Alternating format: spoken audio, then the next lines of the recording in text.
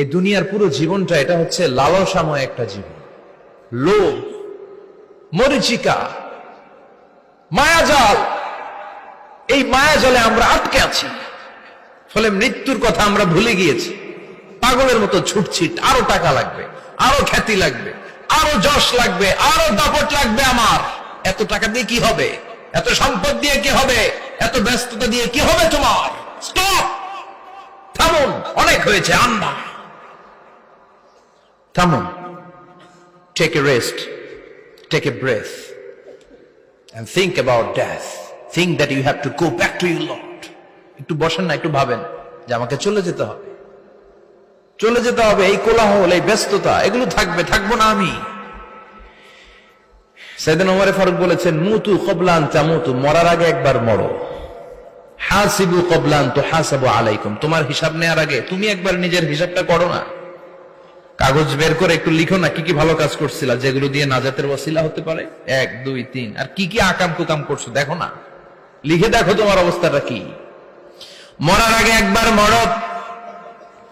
মরার আগে খাটের মধ্যে শুয়ে শটান করে চোখ বন্ধ করে একবার মরার ভান করে দেখেন কেমন লাগে।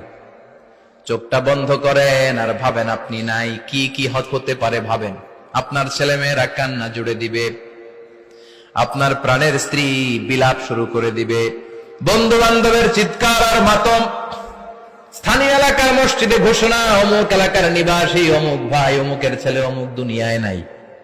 সব আত্মীয়রা চলে আসবে, ফেসবুকে স্ট্যাটাস দেয়া হবে, সবাই সবাইকে জানাবে বিকাল 4টায় অমুক হাই স্কুল ময়দানে আপনার জানাজা।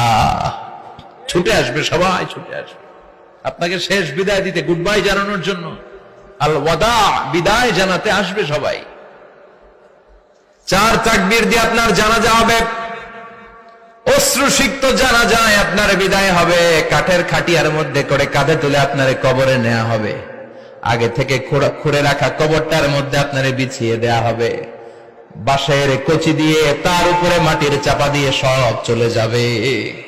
ভাবেন না একবার চোখ বন্ধ করে, this is the circle of life, this is the nature of life. এটা সবার হবে, আমার হবে, আপনার হবে। এত মায়া, এত ভালোবাসা কই যাবে? কেউ থাকবে না, সবাই আপনার অন্ধকার কবরে রেখে দিয়ে চলে আসবে। উপরে বাঁশের কঞ্চি, তার উপরে মাটির চাপা, অন্ধকার আর অন্ধকার। এই অন্ধকার যেন শেষ হতে চায় না, শুধুই অন্ধকার, ঠিক কিনা? এজন্য আমাদের চলে যেতে হবে। দাদা গেল, চাচা গেল, মামা গেল, আমাদেরকেও যেতে হবে, জোরে কোন ঠিক কিনা? একদিন মাটির ভেতরে হবে ঘরে মন আমার, কেন বন্ধ দালান ঘর, প্রাণ পাখি উড়ে যাবে পিঞ্জর ছেড়ে।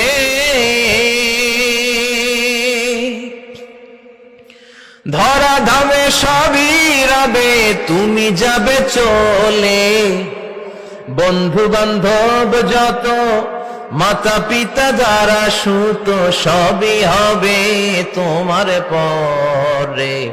মন আমার কেন বান্ধ দালান ঘর, একদিন মাটির ভেতরে হবে ঘরে মন আমার, কেন বান্ধ দালান ঘর, ঠিক কিনা? সব পরে থাকবে, চলে যেতে হবে আমাদেরকে। এজন্য আখিরাতের কথা যেন আমাদের স্মরণ হয়। বিশ্বনবী বলতেন, নাহাইতুকুমান জিয়ারাতিল কবুর, আমি তোমাদেরকে কবর জিয়ারত করতে আগে নিষেধ করতাম, কিন্তু এখন নিষেধাজ্ঞা প্রত্যাহার করে নিলাম। এখন সব সময় তোমরা কবরের সামনে যাবা আর জিয়ারত করবা। কবরস্থানে জানতো বড়ুয়া কৃষ্ণপুরের এই গ্রামের কবরস্থান আছে কোন দিকে? পূর্ব দিকে আছে, গোখরার জলের ওদিকে। যান আপনারা, একটু যাবেন, একটু গেলে আখিরাতের কথাটা স্মরণ হবে। ওখানে ছোট শিশুরা শুয়ে আছে, কিশোর যুবকরা আছে, আপনার মতো তাগড়া যুবক, মুরব্বীরা আছে। এরা এই এলাকায় থাকতো, এরা আকাশ থেকে নেমে আসে না, এই এলাকার সন্তান, আজ নাই। একটা সার্টেন পিরিয়ড শেষে আপনিও থাকবেন না। This is the nature of life, this is the circle of life. ছোট্ট শিশু হয়ে এসেছিলেন, শৈশব, কৈশোর, যৌবন, প্রৌঢ়ত্ব। আগে ছিলেন সিঙ্গেল, বিয়ে করে হয়ে গেলেন ডবল। এরপরে আল্লাহ আপনাকে একটা মেয়ে দিল, এরপরে মেয়েকে বিয়ে দিয়ে শ্বশুর হলেন, এরপরে ওই মেয়ের ঘরে সন্তান হতে নানা হলেন। আর কতদিন? অনেক দিন হলো তো, অনেক লম্বা সময় পেয়েছেন আপনি। Think about death. এবার যাওয়ার কথা ভাবেন। আখিরাতের সামানের কথা ভাবেন, ফিরে যেতে হবে। কি শক্তিশালী যুবক, বার্ধক্য চলে আসলে লাঠি ছাড়া চলতে পারে না। কুচকুচে কালো দাড়ি সাদা হয়ে যায়, দাড়ির শুভ্রতা, বয়সের ভার, রং ধরা যৌবন জং ধরে শেষ, ঠিক কিনা? This is the circle of life. যুবক ভাইরা, এটাই জীবন, চলে যেতে হবে, কেউ থাকতে পারবে না, ঠিক কিনা? এটা রিমাইন্ডার আল্লাহ এই সূরার ভেতরে দিয়েছেন যে তোমাদেরকে ফিরে যেতে হবে, এই লোভ লালসা ছেড়ে দাও। রব্বুল আলামিন বলেন, আলহাকুমুত তাকাসুর হাত্তা যুরতুমুল মাকাবির। ও গোলাম, দুনিয়ার সম্পদ, লোভ লালসা তোদেরকে পাগল বানিয়ে দিয়েছে। এই লোভ পাগলামি কোনোদিন তোদের থামবে না যতদিন না তোরা কবরে ঢুকবি, ঠিক কিনা?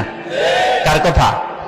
আল্লাহ বললেন, দুনিয়ার সম্পদ আর লোভ আর মোহে তোমরা গাফেল হয়ে গিয়েছো। আখিরাতের কথা বেমালুম তোমরা ভুলে গিয়েছো, কিন্তু আখিরাতে তোমাদের যেতেই হবে, কবরের বাড়িতে তোমাদের ঢুকতেই হবে, ঠিক কিনা? যেতেই হবে, আমরা ভুলে যাই। আলহাকুমুত তাকাসুর, অতিরিক্ত পাওয়ার লোভ, বেশি বেশি খাওয়ার লোভ, বেশি বেশি জমানোর লোভ মানুষকে গাফেল বানিয়ে দিয়েছে। এটা মানুষের স্বভাব, আরো চাই আরো চাই, এই স্বভাবটা আছে না নাই?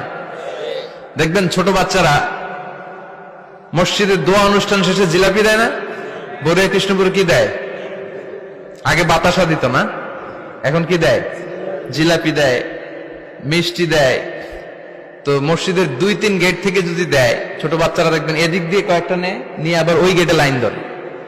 ওর হাত হলো ছোট হাত, ওর হাত ভর্তি জিলাপি, আর নেওয়ার জায়গা না, এরপর আরেক জায়গায় লাইন ধরছে, আরো লাগবে আরো লাগবে, এই আরো আরো আরো চাই, এই স্বভাবটাই মানুষকে কুড়ে কুড়ে শেষ করে দিয়েছে।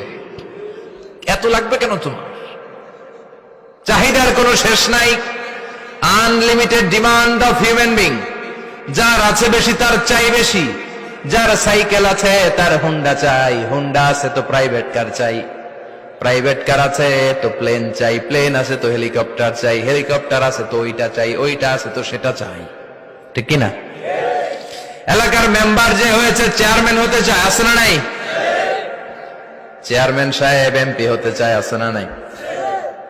এমপি সাহেব মন্ত্রী হতে চায়, আছে না নাই? মন্ত্রী সাহেব প্রধানমন্ত্রী হতে চায়, আছে না নাই? কিন্তু এই দেশে সুযোগ নাই, কথা কন। এই দেশে প্রধানমন্ত্রী সিলেক্টেড, 2-3 জনের বাইরে কেউ প্রধানমন্ত্রী হতে পারবি না, ঠিক কিনা? আমার এই জীবনে তো আমি 2-3 জনই দেখলাম। বেগম খালেদা জিয়া, মাননীয় প্রধানমন্ত্রী শেখ হাসিনার ছোট্টবেলা দেখেছি এরশাদকে, আমরা তখন ছোট। তো মানুষের চাহিদার কোনো শেষ নাই, যার আছে বেশি তার চাই বেশি। এজন্য বিষ্ণু বলেছেন, উনজুরু ইলা মান হুয়া আসফালা মিন, তোমার চেয়ে যে খারাপ আছে ওর দিকে তাকাও। ওয়ালা তানজুর মান হুয়া আ'লা মিন, তোমার চেয়ে যে ভালো আছে ওর দিকে তাকাও না, তোমার চেয়ে যে খারাপ অবস্থানে আছে ওর দিকে তাকাও। অনেকে নিজের অবস্থান নিয়ে সুখী না, এরকম আছে না নাই? আল্লাহ আমার এটা দিল না রে, ওইটা দিল না রে, পাইলাম না রে, কিচ্ছু হয় না, কি করব জীবনে, হতাশ। আসলে আছে কিন্তু অনেক, কিন্তু শুকরিয়া নাই, ডাকাত, ঠিক কিনা? নিজের অবস্থান নিয়ে সুখী না, কিন্তু অনেক লোক আছে তারা আপনার অবস্থানে পৌঁছতে চায়। তাদের দিকে তাকিয়ে দেখেন, আপনি যে অবস্থানে আছেন এই অবস্থানে পৌঁছাটা অনেকের কাছে স্বপ্ন। তারা প্রতিনিয়ত সংগ্রাম আর স্ট্রাগল করে যাচ্ছে আপনার অবস্থানে পৌঁছতে, আর আপনি এটা নিয়ে সন্তুষ্ট না। শেখ সাদির নাম শুনেছেন? বালাগাল উলা কাশাফাত দুজা, এই কবিতাটার রচয়িতা ইরানের বিখ্যাত এক কবি। উনি একবার আর্থিক সমস্যার মধ্যে দিয়ে সময় কাটাচ্ছেন, টাকা নাই, পয়সা নাই, পায়ে দেওয়ার মতো জুতা নাই। উনি খুব দুঃখ পেলেন, হায় রে, আমি ইরানের এত বড় কবি, আমার পায়ে দেওয়ার মতো জুতা নাই। দুঃখ ভরা মন নিয়ে রাস্তায় হাঁটতে বেরোলেন। হাঁটতে হাঁটতে হঠাৎ দেখলেন একটা লোক শুয়ে শুয়ে কাঁদছে, ওই লোকটার 2টা পাই নাই, পাই নাই। উনি সেজদায় পড়ে গেলেন, আল্লাহর কাছে ক্ষমা চাইলেন, আল্লাহ অনেক দিয়েছ, শুকর আলহামদুলিল্লাহ। এজন্য যেই পরিস্থিতিতেই থাকি না কেন আমরা কি পড়বো? জোরে বলেন, কি পড়বো? এজন্য কানাতু মিনাল ইসলাম, অল্পে তুষ্ট থাকার নাম হলো ইসলাম। সম্পদ লাগবে কিন্তু সম্পদের পাহাড় লাগবে না, ঠিক কিনা? অল্প খান, অল্প পড়েন, অল্প জামান, অল্পের ভেতরে বরকত ঢুকাইয়া দিছে কে? দেখবেন যাদের সম্পদ অল্প তারা সুখী বেশি। জরিপে এটা দেখা গিয়েছে, অনেক সার্ভেতে এটা এসেছে, যারা সম্পদশালী এরা দুঃখী বেশি। এদের দুঃখ বেশি, টেনশন বেশি, খুব স্বাভাবিক। টাকা যার বেশি, রোগ তার বেশি। টাকা যার বেশি, টেনশন তার বেশি। টাকা যার বেশি, ঘরে শান্তি তার কম। আছে না নাই? ঘরের ভেতরে অশান্তি, ছেলে কথা শোনে না, ছেলে টানে গাঞ্জা, মেয়ে করে পরকিয়া। আছে না নাই? স্ত্রী কথা শোনে না, ভালোবাসা নাই, ঘরটা জাহান্নামের টুকরা। রোগ বালাই, এক একটা হসপিটাল বিল পরিশোধ করতে মাসে 5 লাখ 10 লাখ। আছে না নাই? কিছু খেতে পারে না, ডাক্তার একেবারে ডায়েট মেনু বেঁধে দিয়েছে। Diet, very diet menu. এটা এটা এটা এটা কিছুই খাবেন না, শুধু গরু খাবেন না, খাসি খাবেন না, চিংড়ি খাবেন না, খালি ঘাস খাবেন। ইচ্ছে মতো ঘাস খাবেন, মানে ঘাস জাতীয় যত আইটেম আছে সব খাবেন। শাক খাবেন, সবজি খাবেন, সালাদ খাবেন। গরু, চিংড়ি, মুরগি, গোশত, ইলিশ কিছু খেতে পারে না। তাহলে রোগ বেশি, খাওয়ার মজা নাই, ঘরে সাংসারিক শান্তি নাই, খালি ব্যারাম আর ব্যারাম। ঠিক কিনা?